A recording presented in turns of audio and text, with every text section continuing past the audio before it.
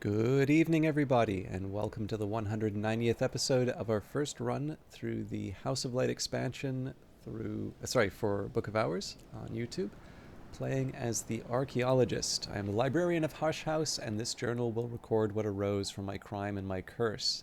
The archaeologist's dearest wish when they came to the house was to record a history where their crime could be forgiven or redefined, but you can complete the game by recording any history. You might wish to begin your studies with the Skolakosophy wisdom. Memories the Archaeologist. I opened a tomb and found too late that it was a prison. The plague I released is now my shadow, or perhaps I am its reflection. It is too late to set matters right, but it is never too late to protect the future from the past. In Hush House I can do no harm. Perhaps I can even make amends.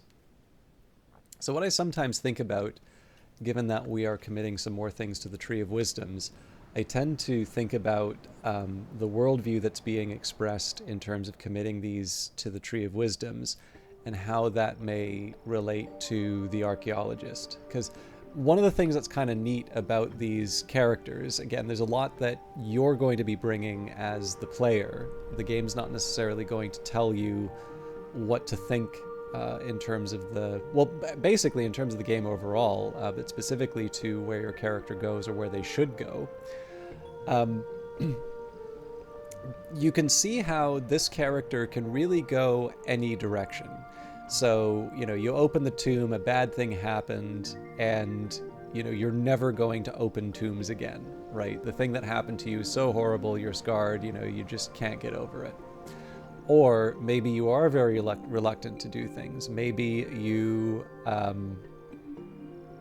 inclination is actually to avoid and play it cautious, but your arc is about restoring the curiosity that you had before and maybe tempering it so that you're not, just opening any old scary box, but that you are still allowing your curiosity to flourish in other ways. Or it could be, you just haven't learned, right? We've unleashed yet another horrible thing on the world because we just can't stop opening boxes. Every single one of these are paths that you can take as the archaeologist, and I'm not really in a position to say that one is better than the other or one is more satisfying than the other in terms of endings or outcomes. A lot of this will depend on what you think going through Book of Hours. I think that's going to depend on the books you get, the order that you get them in, because that's going to be affecting how you think about some of the stuff that you'll see. I definitely have noticed that the order has changed my opinions on multiple playthroughs in this game. There's lots of different ways that you can do this, and there's enough space left so that you can, in my opinion at least, you can feel like you've gotten a satisfying ending that was, intended in the game. And of course, all of the endings are intended. They wouldn't have put them in the game if they didn't. But actually, maybe here's the better example. I rather like the Bloober Team games. So, I do enjoy those first-person horror games and such. Although sometimes they're not horror, sometimes they're just, stories. But I've definitely gotten the impression that, like many games of that style, there is a good ending and a not so good ending. And I'm not even necessarily talking about happy or sad, but there's one that really feels satisfying, and there's one that maybe feels more that the priority was on giving the player a choice rather than it being something that really, matched the game. And those games tend to make you play through again to see it a second time. And as much as I like them, I'm just not going to. I'm not going to go through it a second time. It's not the sort of thing that would be as enjoyable to me as going through it the first time. So like Layers of Fear or Observer, I think these are worthwhile games playing. I had a good time with them, but I didn't have such a good time that I immediately wanted to turn around and play it. And I definitely got the impression that, particularly for Observer, there was one which I thought was really solid and I was happy with. And then, I kind of wish that they just didn't give you the choice. And in the case of Book of Hours, I really do feel that because the game gives you enough space that it's not just a game that's showing you a bunch of interesting things as you go through the levels, although it is doing that, right? That's what the whole exploring the house is. But I feel that there's enough space for you to be putting yourself into this story that, I feel that the archaeologist can have any number of endings, and these would feel like appropriate sort of closures that would line up completely with everything that I've seen inside of the Tree of Wisdoms. And again, that's just because I'm the one who's been filling all of that in. So, all right. But let's actually start this off. So I've gone down the Ithistry and the Illumination paths. So today we've got Hushery and Nyctodromy both have small amounts. So I think I will do both Hushery and Nyctodromy in this case. So for Hushery, Aesthetics, Necromancy, Silence. I will do one review where we go through all of these again, but in this case, we're just going to do a couple at a time. Oronoscopy. Consider the star. Hath each star its 7 names. Observe that these names are never shared. Thomas de Wolfe. Wisdom. If the stars are wisdom, then dawn is ignorance. A day might come when there is no dawn. Oronoscopy should be numbered among the night arts. Surgeries and exsanguinations. Surgery entails the flow of blood, and the flow of blood entails purification, but the door also opens the other way. The watchman's tree has flowers 3, black, red, and white. Red is the life that flows in the body's courses, and white is the writing at the body's core. Hushery teaches what ends. And finally, sights and sensations. Probably not a surprise this one's at the top. To mix the rarest color, a merciless detachment is required. The end. The artist knows their every work could be improved. The artist understands perfect work can never be completed. Perfection exists only as absence. Hushery understands this. Okay, and Nyctodromy. The knightliest of the night arts. Travel through the darkness and the hidden places. So, auroral contemplations. To know what will pass in what has passed, the practitioners of this discipline see endings and beginnings, passages and transitions, in the same mode as dawn and sunset. The Sunset Road. Each journey is a day, and we are tested as travelers and as pilgrims. That is the part these contemplations play in the Nyctodromy wisdom. And Pearl and Tide, the ever-elusive. The depths of the sea, the waves upon the shore, and the memories of their withdrawal. What remains? The sea, Whale Road, Salt Realm, Moonway. Anything given to the waves may find another home, unless its home is the sea. Nyctodromy shows us the way across the sea and the way home.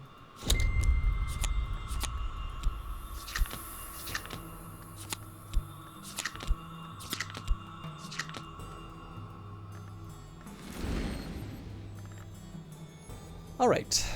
So we're reading the Shreddick Book of Suns.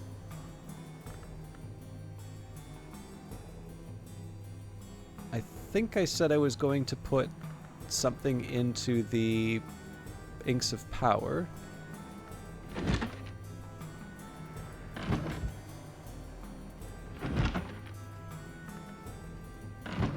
So let's work on that now.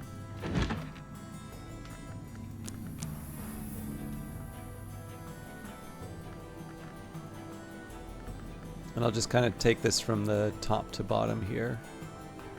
So, Confounding Parable, I'm trying to remember where we went.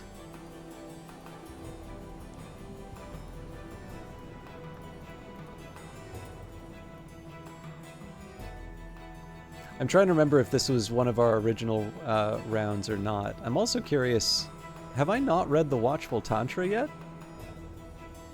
That's an oversight.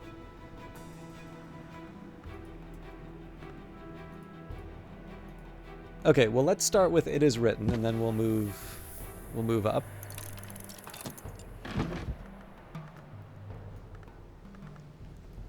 Running out of desks.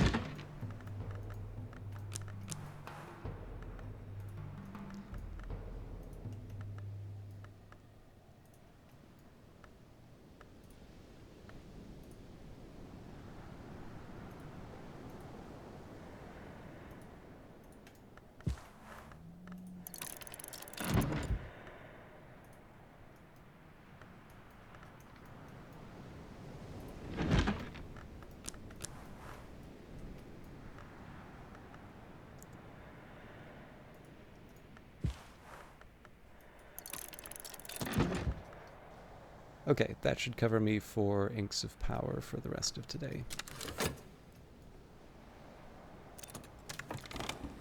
A full belly makes a helpful friend. This beastie is now inclined to cooperate.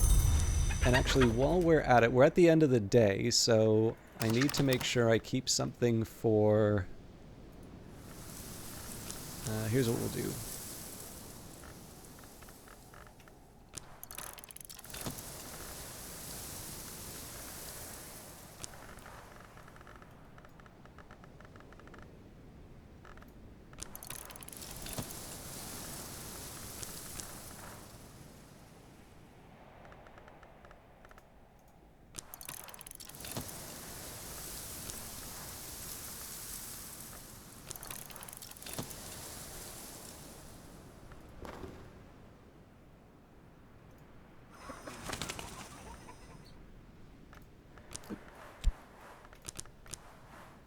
Offer this beast my company. Who knows? Perhaps it will offer something in return. And then... I guess it's a little too late for me to try and use the metal. I should have tried to make this serpent milk. But I suppose, as a consolation, I can still try and make another princulate.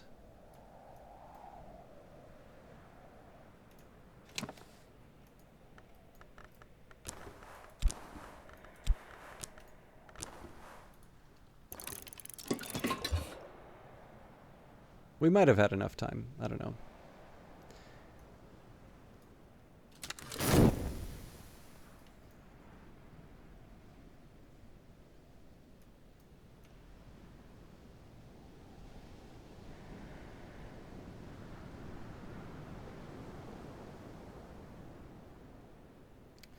I was debating on getting a couple of treasures of the house, but I'll finish these ones first, and then we can move on to the next ones. I figure I can probably just read the relevant books again. Okay, the Perugian Diaries. In 1907, at the age of 18, Christopher Olopoli left Strathcoyne's household to study theology at the University of Perugia in Italy, enrolling under the name Christopher Strathcoyne. For 4 years since his adoption from a Bristol orphanage, Olopoli served as Strathcoyne's pupil and protege, but his relationship with this austere and secretive man was always complicated. His journal confides, "I still think Fraser's intentions are good. Certainly he agrees, but I never understood the final goal of his investigations. He was never prepared to enlighten me. And good intentions or not, I can no longer bear this dream of eyes. We have agreed to part almost amicably." Olopoli left Perugia in 1909 without completing his degree. He had long lost interest in his studies, and the latter half of the journal is concerned with his studies of Umbrian folk songs and notes towards his own compositions, which are of widely varying quality. One of the better ones, In the Marshes of Night, suggests he visited the site of the old Lake Fucinus near Ortuccio. So if anything, I've got probably more than I need with that sky, but... Unhatched hymns, hymns attributed to St. Lucia the Eyeless, patron of glassworkers, and name of the hour called Menascate. The hymns venerate every sanctioned hour, celebrating them as the sun undivided, but also suggesting that each hour may become the next, madrigad to watchman, watchman to wolf, and so on. The hymn of the phases celebrates the Menascate from whom we do not turn. For the truth which is beauty, the beauty which is truth, and the perfect balance between the two. The hymn of the Reflections, more puzzlingly, celebrates the Menascate as the sister of Janus, mother of Shadow, whose visage wondrous in emptiness can reveal all truths. And the Skeleton Songs, poems of greedy delight, composed by the possibly pseudonymous Arbella Dusk, the rumored heiress turned madam turned poetess. In Arbella's introduction, she explains that the book was to be illustrated, but that the Suppression Bureau would not permit it. She hints that the illustration still exists somewhere. The book is dedicated to Sir Parzival of the Red Cup. The 26 delightful fruits, the 7 chastisements, the 9 gardens, the 4 regrets. Now, let's clean this up a little bit. Here's our Inks of Power. So one of the first observations I have is that a couple of these can be repurposed for Inks of Power, such as the Savage Hymn, and actually the Confounding Parable at that, although I think I'm now 1 short. So the other observation I want to make is the books that I'm currently reading. So this will get me a Confounding Parable, so I want to make sure that I use that. That probably gets me my 4th. This won't be done in time. Tan's desk is already taken care of. We're cataloging with this one. It's hindsight.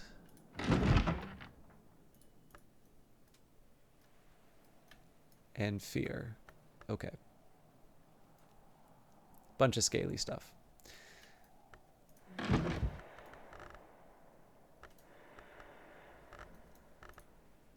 So for starters, we will upgrade strings and songs. So satisfying to have come so far. Improve the skill to level 5. Now the question is, what do I want to do? Okay.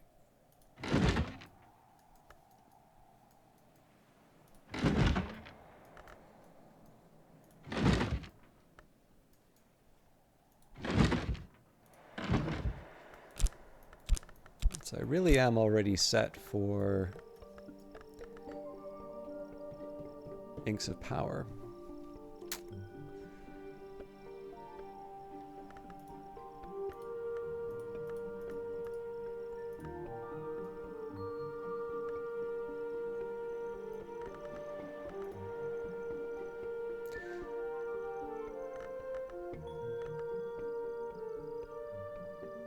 So I think at this point we're really stuck with the scale side of it. Or sorry, what am I saying? Scale. The knock side of this. So I should also double check that. Yeah, thought so. Okay.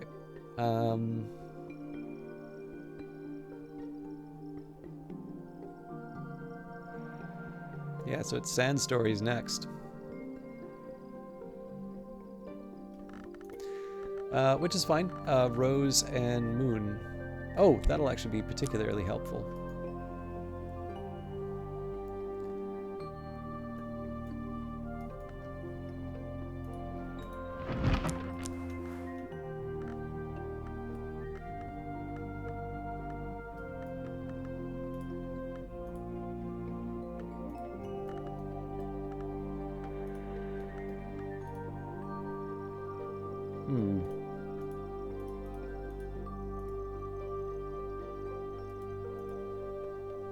I'm trying to remember.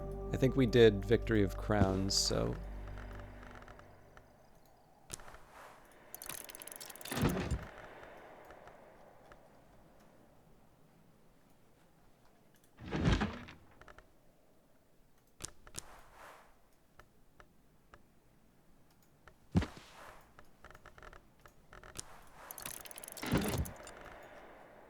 Okay. At this point, I think I'll just kind of get as many Moon and Rose things as I know won't be an overlap. Well, I just used up my vac, I believe.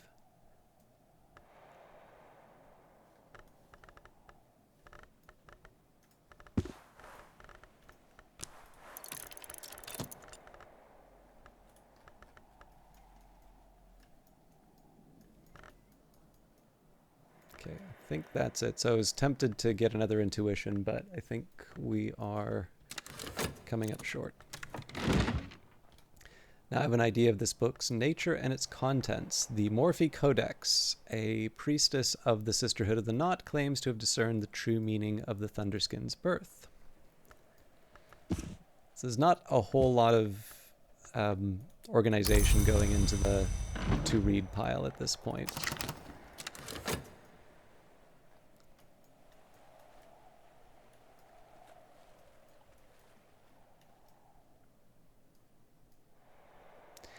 One of the drawbacks about the current situation with leveling up the skills is that it's taking up the consider verb, so I can't work on these chests. But again, we'll take care of it. I'm just more being... This is more about being aware of what's holding me up on some things rather than a wish to change. Alright, the skill is now level 5. Its power aspects have also increased. We have got, it is written, Musgrave, 4th of the DeWolf line, writes tentatively about the Covenant of Brankrug and the legacy of the sacred inks he calls Incausta Potentialia.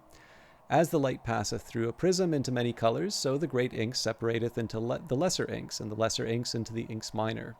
Musgrave coyly refuses to talk of the great inks, or else refuses to admit he doesn't know much about them. He insists that Ugol and Stargol, which can be mixed with sufficient nectar or sky aspect, are sufficient for most befitting purposes.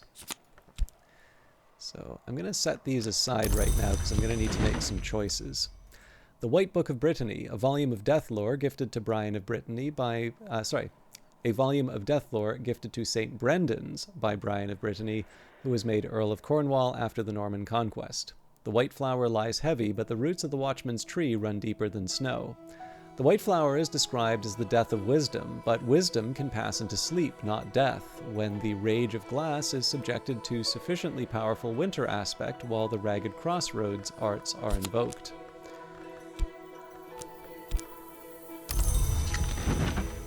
And Medusa's lament on the death of the hour called Seven Coils, the father of the mother.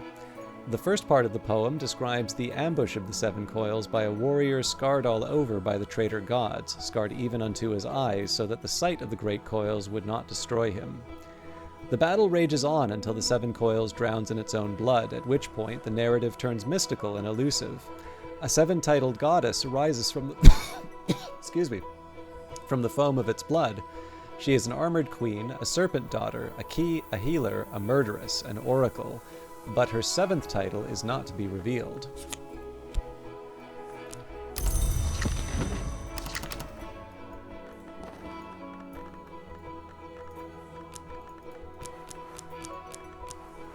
Another fruit plucked from knowledge's tree. Improve the skill to level 4.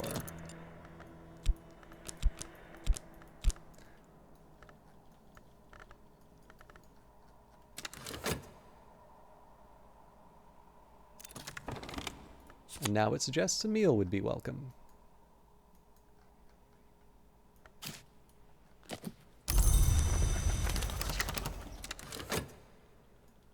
So again, a lot of this is just a question of waiting at this point.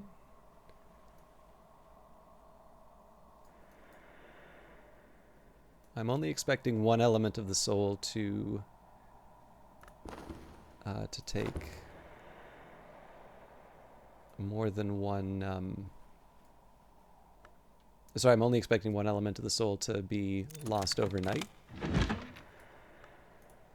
Observations on the Peacock Door. Naingala of Lagash discusses the Peacock Door, the highest door available to mortals in the Mansis, a rent, an imperfection, an abrasion. Notably, the book is written in Vac, which, by some accounts, is another aspect of the Peacock Door itself. Naingala addresses this by apologizing courteously to the door and the language at the end of every section. The Peacock Door did not exist, Naingala says, in the days when the gods from stone entered the Mansis. They used the fanged key to open the Savage Door, a door not normally available to mortals. Speech, as the initiates of Kion would have it, is a wound. I fear that through that wound the door of the blood of the Mansis flows even now, and that one day speech will be an end to dream. I fear that, but I fear the alternative far more.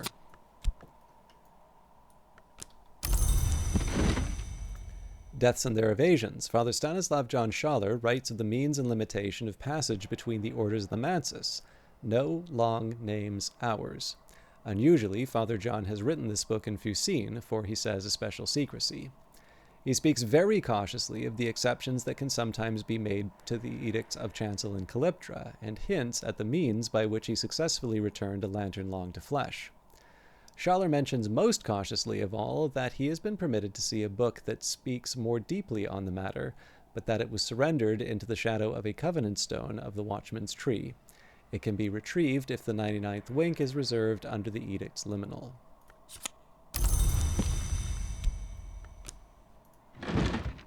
And The Deaths of the Moon, a historical tract on various forms of survival after death. When the heart no longer beats, the grail may keep the spirit in the body, and an appetite is indicated to sustain. Alukites are the best known, but not the only of this nature. This is the waning moon mode. The full moon mode is the intensification of one element of the soul to the point where ordinary sustention is unstable. Our protector, the generous of hosts, began of this nature, and its generosity remains ungentle.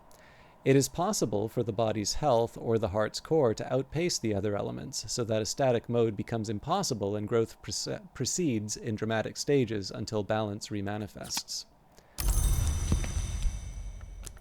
So in this case, I don't think I will have anything left over for rest. In fact, I suspect actually I will probably lose the tryst overnight, but I can live with that. Skill is now level 4. Its power aspects have also increased. So let's get... I don't even remember what I wanted to level up here.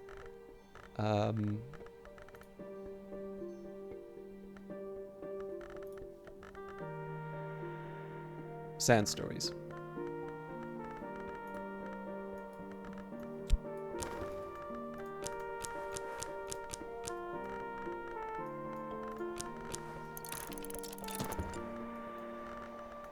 So I've got a couple of things on my to-do list. One of them is to read the yellowing newspaper again, so that means there's an element of the soul that's spoken for.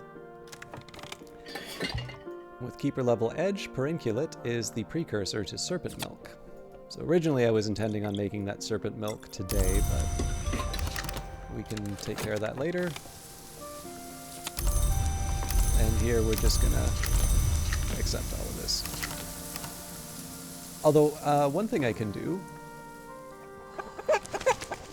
I wasn't originally planning on doing this, but no point in letting it go to waste, because I suspect I do want to start doubling these things up, but I don't need to rush it.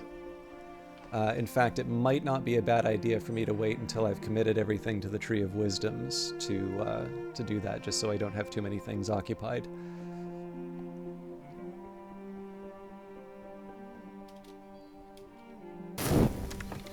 Memories fade, assistance departs, but the soul is refreshed.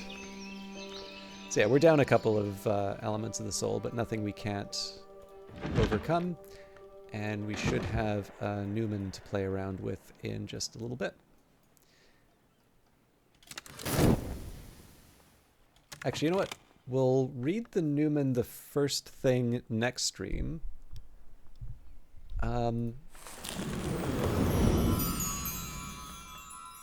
Let's do one more Tree of Wisdoms before we finish for tonight. So we are on to Skolakosophy, the study of things that should not be studied: worms, earthquakes, abrasions in the world's skin, the most abhorred of the night arts. So we are on to Coil and Chasm. So just a reminder here, I had sort of the sketches in terms of where this all wound up. So I have, it's a little funny just because some of these have actually been leveled up since then, but in this case I've got 4 entries for these. Coil and Chasm, worms, 7 coils, dangerous places, how earthquakes are bound and why they are released. Serpent, the night arts speak of the savage door, to which Echidna, mother of monsters, keeps her savage key. It was the means by which the gods who were stone entered the Mansis, for Echidna was once counted among their names. All Skolakosophists seek to understand what this might mean. Lockworks and Clockworks. Oops, sorry. The little ways of little machines. Of locks. The locksmith's first duty, a key for every lock and a lock for every key. If a key were an hour, what lock would it open? Scolacosophy might hold the answer. Putrefactions and calcinations. Death alters, snow endures. Solomon Husher. In ashes, all days are death, all lives are sunset. For a time light persists, but we should not fear the scorch of a second dawn. This is Scolacosophy at its most merciful. And horns and ivories, the hunter, the way, and their memories. The chandler's path. When the chandler goes a-hunting in the dark of the wood, he shields his candles so his prey is not forewarned, but he leaves a trail of ivory wax so we may follow him and purchase his prizes. After all, the goal of every hunt is to bring home a trophy, and when we understand Scolacosophy, we know how to bargain.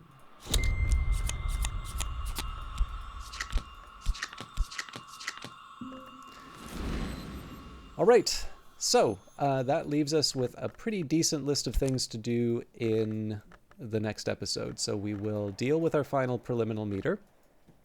We will commit any of the lessons that we get from reading the Sheretic Book of Suns, and then I will try to finish off. I don't know if it'll be in the next episode or if it'll be in the next 2 episodes, but we will commit the remaining skills to the Tree of Wisdoms, and we will start looking at ways to level up some of my elements of the soul.